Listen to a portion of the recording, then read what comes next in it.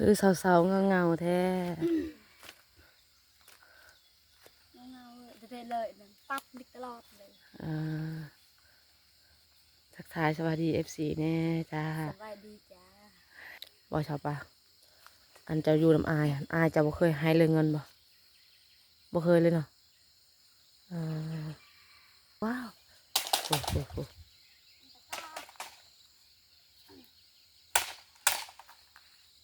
เห็นบ่มันไปพุ่นแล้วเห็นบ่ชอบปะเป็นจังไรสถานะตอนนี้โสดโสดแท้ปะโสดแท้ถ้าว่ามีคนจีบเจ้าสิเอาอ่ะอ่าเจ้าแน่ใจอัน FC พังไทยจีบดิจ้ะ ฟังไทยก็ได้ฟังไทยก็ได้เนาะเฮ็ดนาอยู่ในชนบทเฮานะถ้าบ่เผานี่ก็คือสิบ่เหลือเนาะเปิดคลิปเปิดภาพมาทางนี้ทุกคนเลยเนาะกราบทักทายสบายดีและสวัสดีเด้อพ่อแม่พี่น้องที่กำลังติดตามรับชมเนาะสบายดีตอนเช้าๆทุกคนเลยเนาะและก็สบายดี FC เก่าและก็ FC ใหม่ที่ติดตามและรับชมเนาะก็ขอขอบใจหลายๆที่ว่าติดตามและรับชมเนาะ คือตอนนี้ก็ชิมหาเสาป่าทุกคนเลยเนาะเสาป่าเผานกทุกคนอ่าเราอยากถามเอฟซีทุกคนว่าทางบ้านเอฟซีนะเวลาเฮ็ดหน้าจะเผาเผาอันนกคือบ้านเฮาบ่ทุกคนแต่ว่าบ้านเฮาเนี่ยนะถ้าว่าบ่เผานะบ่ได้กินเด้อทุกคนนกลายโพดนะจักเขาเอิ้นนกอีหยังบ่ฮู้เนาะต้องเผาตลอดทุกคนอ่าตอนเช้ากับตอนแรง ตอนเช้ากับตอนแรงเนาะตอนเที่ยงแดดกะมันกะ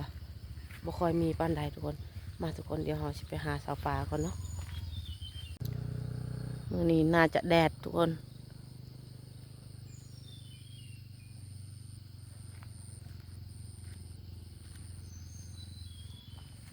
มาเข้ากันโอ้ยมันเปียกหมดว้าวว้าวว้าวว้าวนี่มันเปียกหมดนะ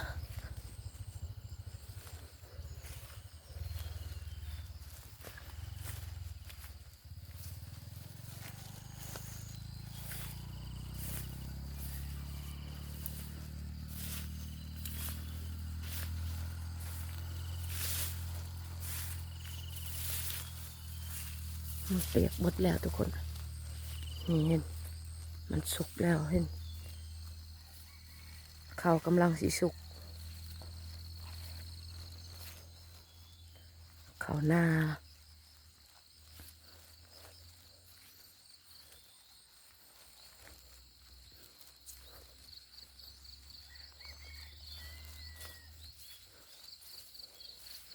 หรือว่ามันเป็นแบบว่า คนที่ว่าเฮ็ดหน้านะมันมีน้อยโจนเนาะก็เลยมันมีอันนกหลายเนาะถ้าว่าเฮาเฮ็ดเบิดถูกหลังคาเฮือนนะมันจะบ่มีหลายคือกันบ่นกนะ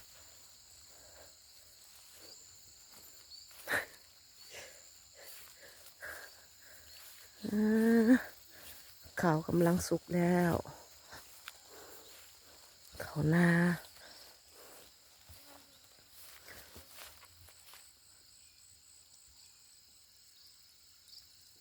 เราจะไปทางใดล่ะบัดนี้โอ้ผักอยู่นี่หลายอยู่หนูนาก่อนสิจะเอาได้ยินบ่ทุกคนเสียงนก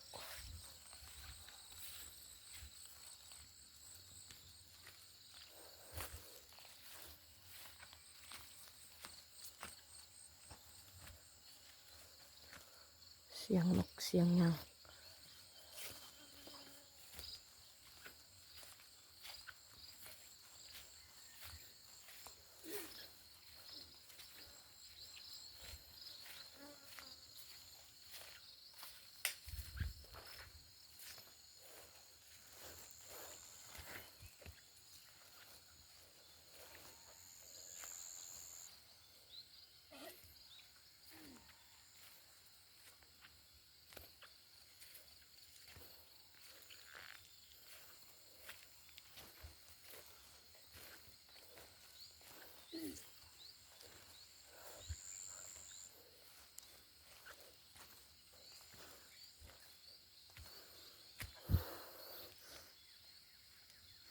คือเศร้าๆเงาๆแท้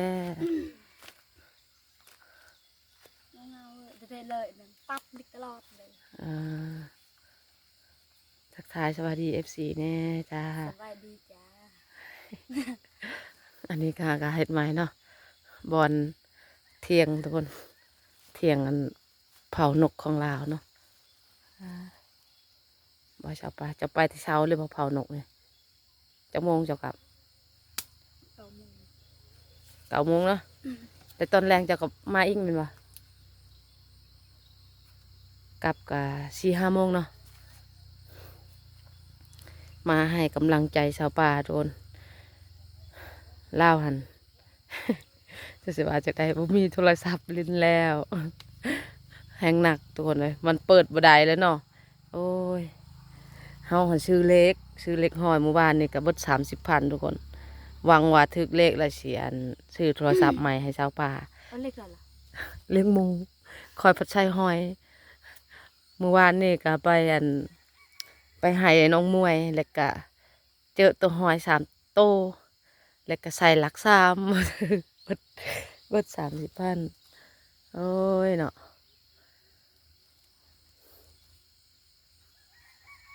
มันฟอกมันตายใจ อืมถ้าว่าแดดแล้วมันก็มันหนีเนาะนกเนาะแต่คือตอนเช้านะมันบ่ยอมหนีได้อทุกคน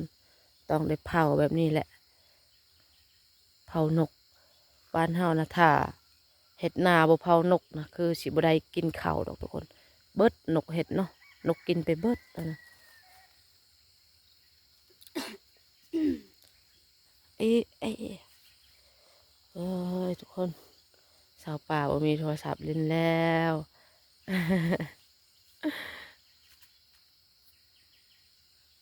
เหงาบ่มีโทรศัพท์เนาะคนโสดมันก็ต้องมีโทรศัพท์ทุกคนถ้าบ่มีโทรศัพท์นั่นคือว่าเหงาหั่นแหละ ไม่ เอาเจ้าขึ้นเลย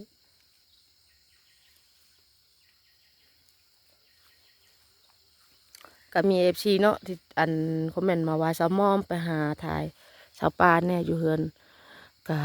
บ่ค่อยได้ไปถ่ายเนาะส่วนหลายก็เวลาไปหากินก็ไปถ่ายแต่ก็ยังบ่ได้เฮ็ดคลิปแบบว่าไปถ่ายเราอยู่เฮือนนั่นแหละทุกคน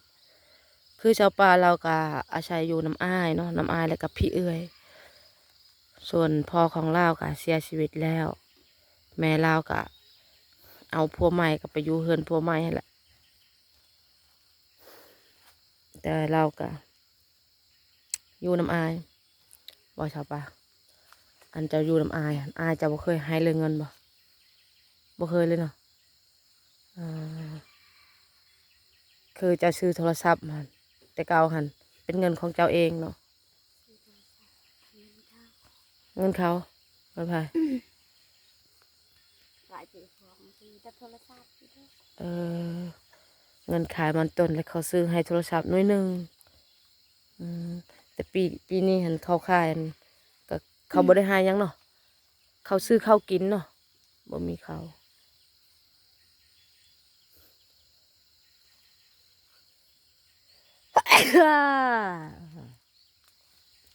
ก็มาจามแต่เช้าอาการไล่กลับก็ไอ้ลูกนี่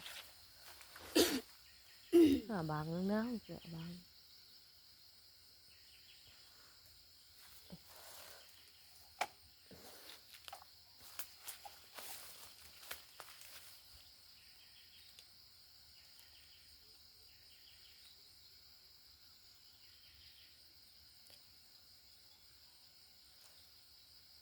ไปใช้โอ้โหสวยบางบันแหละ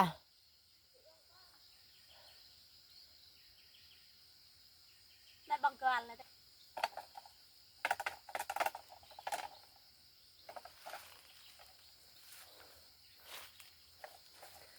ขอเงินจากเอฟซีแน่จ้ะ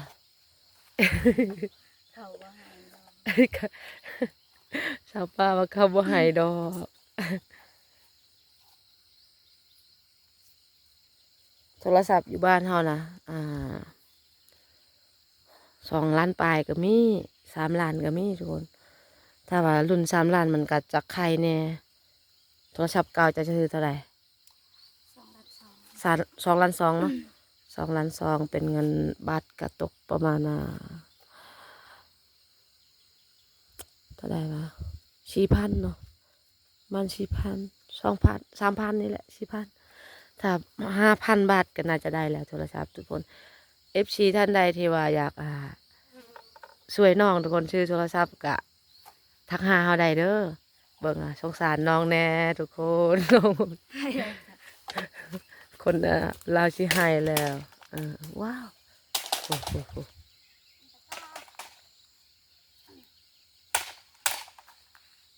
เห็นบ่มันไปพุ่นแล้วเห็นบ่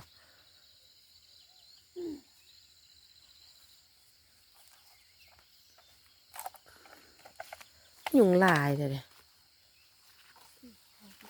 ยุงลายเลยเด้เขาอยู่เขาวเดียวนี่ก็โอ้ยยุง แกะเช่าได้อยู่ อยู่นี่แหละ แต่ก็เหงาแม่นบ่บ่มีโทรศัพท์เนาะถ้าว่ามีโทรศัพท์กับพังเพลง อันนี้บ่มีเลย มีแต่พังเสียงนกนี่ มีแต่พังเสียงนกเสียงห้องเสียงกาห้อง แต่นี่เวียงช็อกตะกี้แม่น ยังไม่ทราบก่อน เออ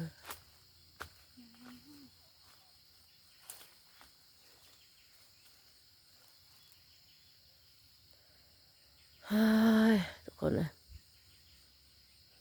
จะไปหาเงินอยู่ใช่เนาะชาวป่าเฮาก็คือกันหั่นแหละถ้าว่าเครื่องตัวนี้พังก็คือจบเพเลยทุกคน คือจบทุกอย่าง แบบว่า คือเครื่องตัวนี้ใช้งานหนักเอเลยถ้าว่ามีเงินก็จะได้กล้อง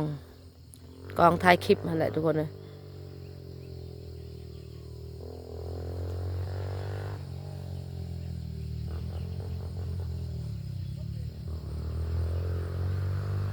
ปวดปวดช่วง อืม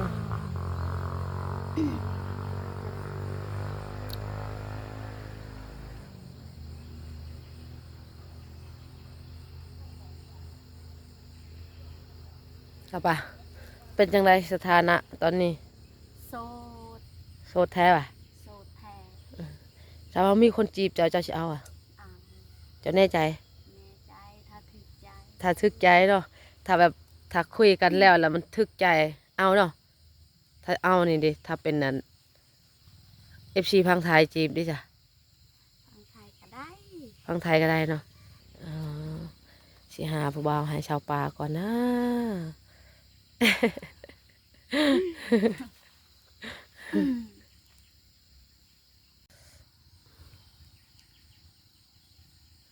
โอ้ย มานั่งนำไอ้เหี้ยเจ็บแอวดิ เจ็บแอวดิเนาะโอ้ย เดี๋ยวนี้ให้ตาไม่ยาไว้แต่บ่รู้ คักเนาะเป็นตะคักอยู่ได้นอนนาเนาะใช่ปะ บ่เคยนอนนะ บ่เคยนอนนาอ่า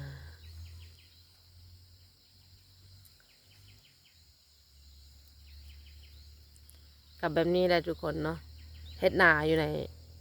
ชนบทเฮานะคือตอนนี้ก็คือข้าวสุกกำลังสุกเฮาต้อง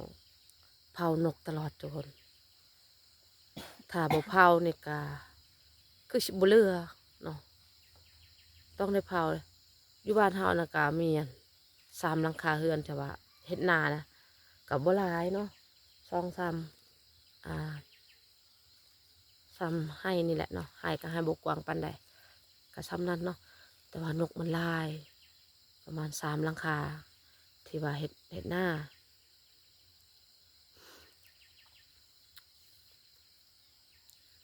เฮาก็มีอยู่บ่อนเฮ็ดนาเนาะปี2-3 ปีแล้วเฮาก็เคยเฮ็ดนาอยู่ทุกคนแต่ว่า2-3 ปีนี้ก็บ่ได้เฮ็ดนาแล้วก็มันยากในนี่แหละทุกคนช่วงเขานี่สุกเขานาสุกเนาะผัดมันเป็นช่วงที่ว่าเวียกเฮาหลายฮือไห้เนาะฮือไห้แล้วก็ฮือแล้วก็ซักไห้อีกนะผัดเฮาผัดคนคือครอบครัวเฮา5 กับ 4 คนเนาะถ้าว่าเป็น คือแบบนี้ตามทางแบบนี้กับไข่ทุกคน แต่อันหน้าของเฮานะมันติดกับป่าพีประสาทนะโมมีภัยที่ว่ากล้าไปเผานกในนั่นนะทุกคนเฮากับญาติคือกันเนาะน้องเฮากับญาตินะเนาะส่วนพ่อกับแม่ก็เห็นให้อ่ะนะก็เลยบ่เห็ดหน้านะทุกคน โอ้ย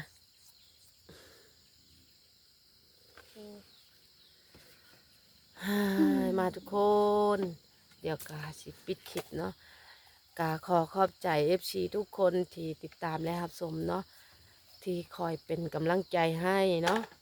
ขอบใจหลายๆและกาสิปิดคลิปไปก่อนเด้อทุกคนมื้อนี้ก็มาให้กำลังใจชาวป่าเนาะลาวหันนั่งเผานกอยู่นี่แหละจนฮอด8 โมง 9 โมงพูดแหละทุกคนเลยและกาลาวหันซึมเศร้าอ่ะนะ บ่มีโทรศัพท์เนาะ ไปกันเด้อทุกคน บ๊ายบาย บ๊ายบาย FC นะจ้า